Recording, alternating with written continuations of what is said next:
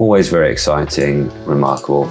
I really do like it. I will go back to the point. I think this is excellent.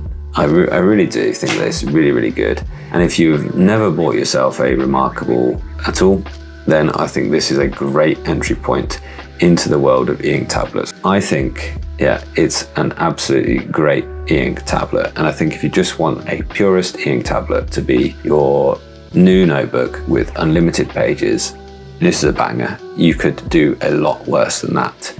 If you're looking at the Supernote Manta and you're thinking, oh, that's way above my price point, and this makes more sense price-wise, then it's a definite recommend. If you're looking at a Boox and you're thinking to yourself, okay, I don't want the complexity, I want something that is not going to be difficult to learn, then I think go with the Remarkable Pure. And I've got to say, I know one tablet that it is going to beat, in my opinion.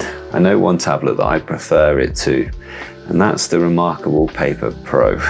Because I like that thing, but so many things about it just didn't feel right, having loved the Remarkable 1 and the Remarkable 2.